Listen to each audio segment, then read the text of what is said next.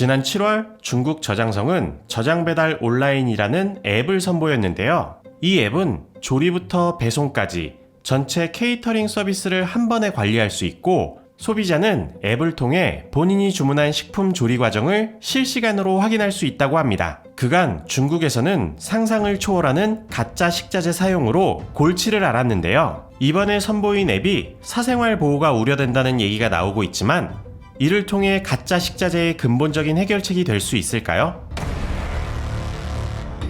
지난 6월 말 중국 한 매체 기자는 베이징에 위치한 판거리아 직영점 2곳에 잠입해 약 2달간의 조사와 증거 수집을 거쳐 신선도가 떨어지는 게와 썩은 감자 등을 사용하는 판거리아 조리실의 위생 실태를 낱낱이 밝혔습니다. 판거리아는 코로나 여파로 요식업이 큰 타격을 입은 상황에서도 100개 이상의 매장을 추가 확대해 중국에서만 총 460여 개의 매장을 보유했을 정도로 큰 인기를 끌었었는데요. 이곳의 인기 비결이 그날 들어온 식자재를 당일 판매하는 것이었는데, 신선함을 앞세운 가게에서 신선함을 제대로 관리하지 못한 것이 드러나자 한순간에 민심을 잃었고 폭로 여파는 상당했습니다. 판거리아의 식품위생 문제가 웨이보 등 SNS에서 인기 검색어로 떠오르며 매장을 찾는 손님의 발길은 뚝 떨어졌는데요. 한 해산물 식품업체 관계자는 판거리아의 사건은 예견된 일이라며 매장 운영상 품질 관리와 비용 절약 사이에서 많은 식품업체가 비용을 우선순위에 두기 때문에 이 같은 문제가 발생하는 것이라고 지적했습니다. 결국 이러한 상황을 방지하고자 중국 정부는 각 기업들과 의견을 모아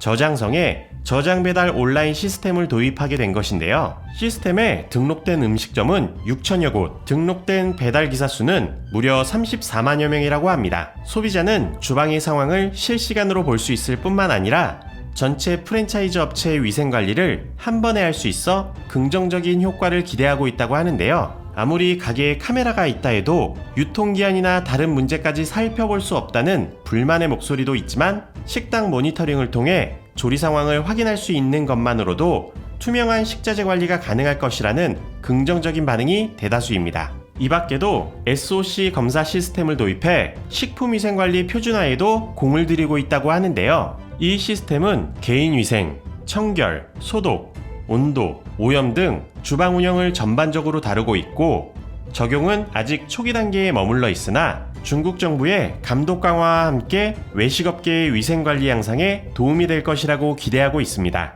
중국은 그동안 가짜 계란, 휴지만두, 하수구 식용유, 가짜 분유 등 엽기적인 수많은 가짜 식품들이 잊을만 하면 계속해서 나와 사회적으로 큰 파장을 일으켜 왔는데요. 중국 정부는 먹을 것으로 장난치는 업체에 사형까지 선고하는 강수를 두었으나 중국의 가짜 식품들은 쉽사리 사라지지 않고 있었습니다. 비록 중국 전역이 아닌 저장성에 한정된 시도이기도 하고 겨우 이 정도 가지고 바뀔 거라는 의문이 들기도 하지만 아무것도 안 하는 것보단 나을 거라는 생각이 드는데요. 저장 배달 온라인 앱 과연 성공할 수 있을까요? 지금까지 상암동 튜브였습니다.